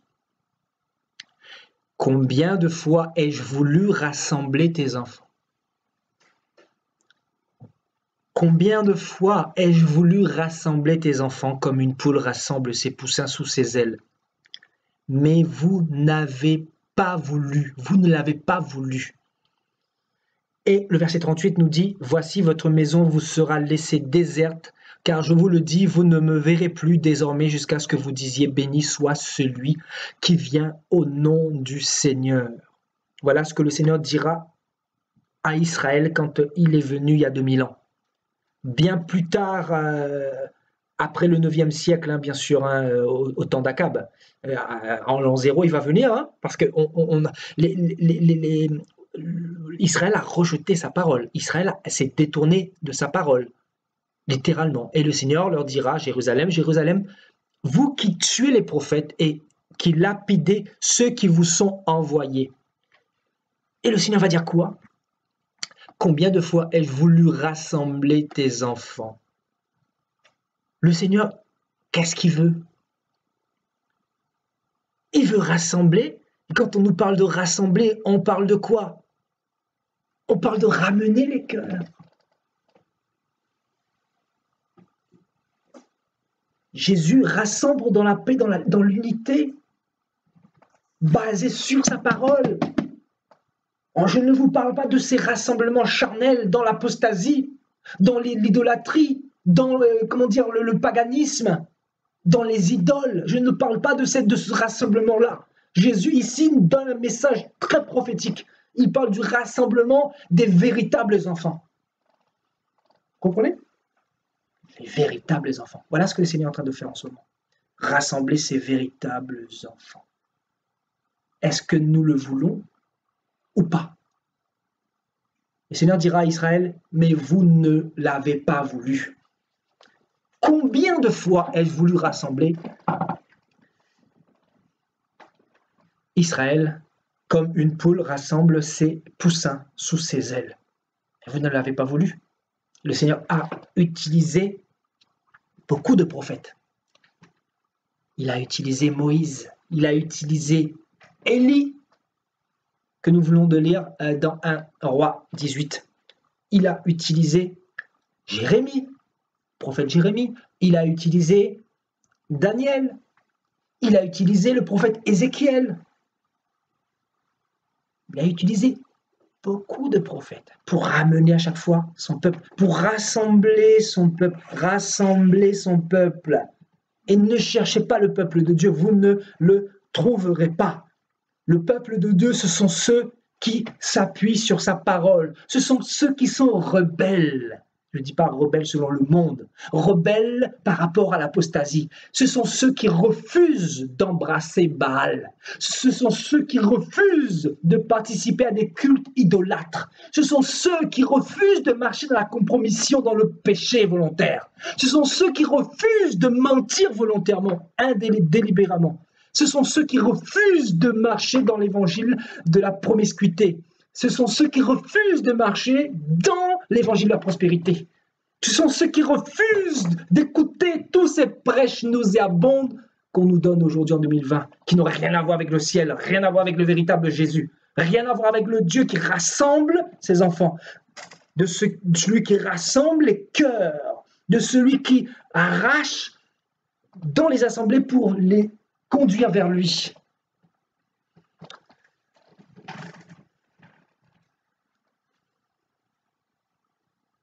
Combien de fois ai-je voulu rassembler? C'est ce que le Seigneur fait encore. Il est en train de rassembler ses enfants. Et vous devez savoir, j'ai presque terminé, vous devez savoir qu'avant le retour de Jésus-Christ,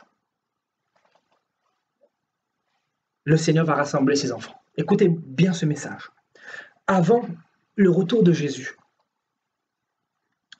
tous les enfants du Seigneur vont être rassemblés. Souvenez-vous de la parole concernant la brebis perdue. Je recevais exactement ça il y a quelques jours. Le Seigneur me parlait, je voulais faire un thème là-dessus. Peut-être on en fera, mais encore selon ce que le Seigneur nous mettra à cœur. La Bible nous dit que le Seigneur a délaissé les 99 brebis pour aller à la recherche de celle qui était perdue. Et c'est ce que le Seigneur est en train de faire. Je vous dis, il est en train de rassembler. Et dans ce rassemblement, il va y avoir un jugement. Un jugement. Le Seigneur n'a pas changé. Il n'a pas changé. Il va rassembler son peuple. Il va rassembler son Église. Aucune brebis qui l'appartienne ne sera laissée sur la terre. Je dis bien, aucune brebis ne sera laissée sur le carreau. Toi qui es la brebis du Seigneur, il va tout faire pour te sauver, pour t'arracher des griffes du lion. Parce que le lion,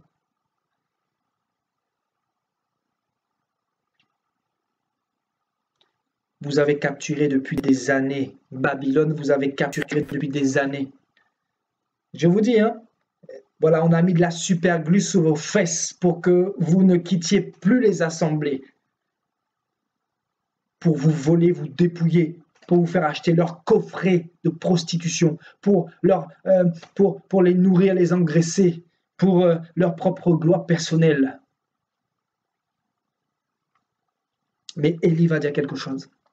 Dieu s'est réservé un peuple, 7000 hommes, qui est un chiffre prophétique, qui n'a pas fléchi les genoux devant le Dieu Baal, devant l'évangile de la prospérité, devant l'évangile d'Akab, devant l'évangile de Jézabel, devant la chrétienté paganisée.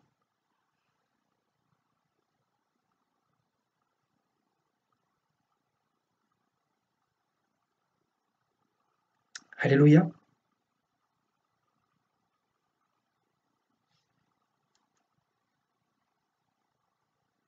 Que toute la gloire soit rendue à Yahushua. Frères et sœurs, c'est lui qui nous enseigne, c'est lui qui nous a parlé ce soir, vraiment, que Jésus-Christ seul reçoive la gloire et que sa volonté soit faite. Que sa volonté soit faite. Développez vos relations avec lui, le Seigneur est merveilleux, le Seigneur est bon. Qu'est-ce que nous devons retenir sur cet enseignement? C'est que le Seigneur veut ramener nos cœurs, tout simplement. Il nous aime. Il nous aime.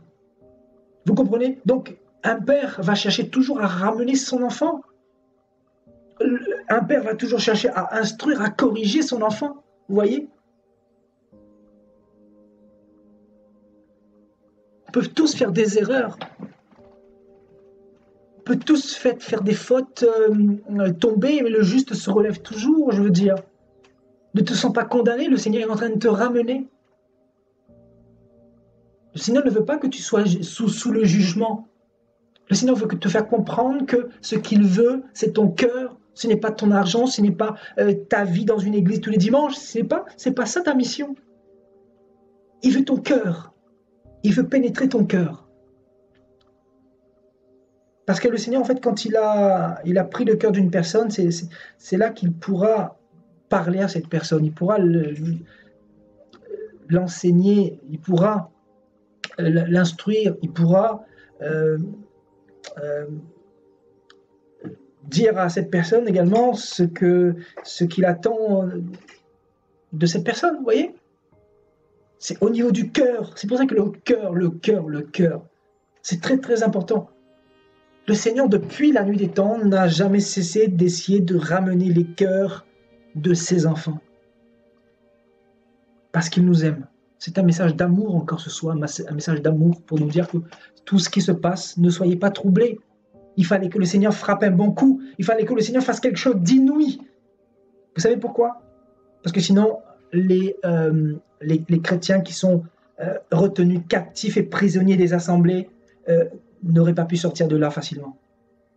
Parce que beaucoup étaient séduits. Je vous dis, pour avoir été dans certaines assemblées à quelque temps de ça, il y a des personnes qui étaient... J'ai vu des personnes qui étaient sous le joug des pasteurs qui l'ont... Je vous dis, ce n'est pas des blablas que je vous raconte. Vous savez, les faux prophètes d'Akab, là, c'est des personnes qui vous mettent des jougs. Ils vous disent, si vous quittez l'assemblée, le Saint-Esprit ne sera plus avec vous. Si vous quittez l'assemblée, votre nom va être rayé du livre de vie. Mais vous imaginez les jougs qu'on met sur les chrétiens? Je vous dis, le Seigneur va rassembler, il va arracher de force ses enfants. Parce qu'en fait, frères et sœurs, vous devez savoir que beaucoup sont sincères dans leur cœur. Beaucoup sont sincères, beaucoup aiment Dieu malgré eux.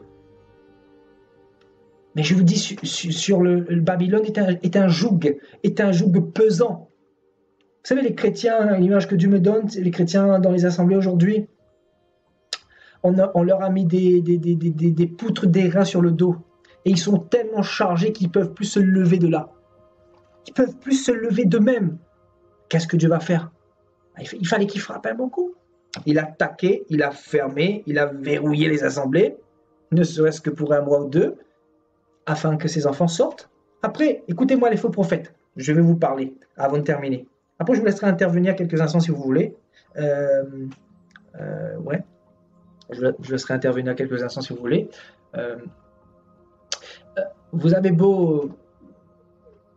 Vous pourrez retourner dans vos habitudes après. C'est pas un problème. Parce que, de toute façon, vous continuerez. Les faux prophètes ne changeront jamais. Mais une chose est sûre et certaine, c'est que Dieu va enlever ses enfants entre vos mains, entre vos griffes. Et je vous dis, le Seigneur puissant, là, le Seigneur puissant que nous servons là, c'est celui-là qui a fermé les assemblées.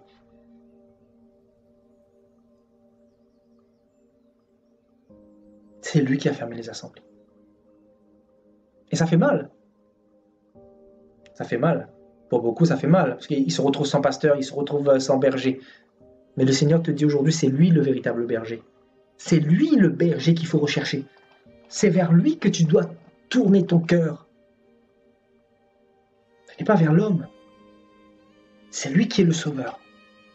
C'est vers lui que nous devons porter nos regards. C'est à lui que nous devons donner nos cœurs. C'est lui que nous devons aimer. C'est notre Créateur, frères et sœurs. Oui, c'est pas facile. Oui, la marche chrétienne va t'imposer beaucoup de solitude. Oui, le Seigneur va t'isoler. Oui, le Seigneur va séparer toutes les mauvaises influences autour de toi. Oui, ça ne sera pas facile. Oui, ça fera mal la solitude.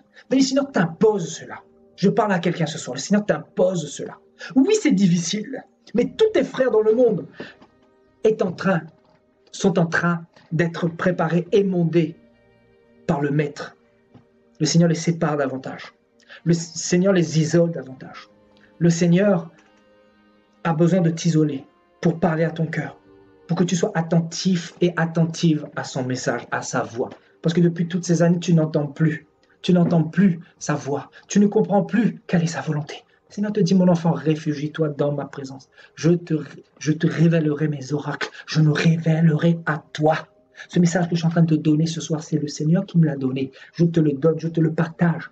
Et toi, ce que tu vas recevoir, partage aussi aux autres. Partage aux frères ce que tu reçois. Le Seigneur ne peut plus compter sur tous ces faux pasteurs. Le Seigneur va compter sur toi, sur des brebis comme toi. Le Seigneur va compter sur qui? Sur les prostituées, sur ceux qu'on a rejetés, sur ceux qu'on a mis en dernier dans les assemblées, sur ceux qu'on a dit, vous ne rentrerez pas dans l'assemblée parce que vous êtes mal habillés. Voilà, le Seigneur va les utiliser. Voilà, on est dans cette génération où le Seigneur a disqualifié beaucoup. Beaucoup sont disqualifiés, je vous dis, écoutez-moi bien. Disqualifiés.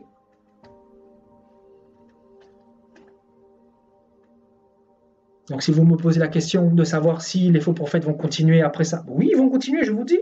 C'est logique. Oui, ils vont continuer. Mais ces enfants, pour la plupart, auront sorti, il les aura sortis de ces systèmes-là. Alléluia. Voilà, que dire de plus? Que dire de plus, frères et sœurs?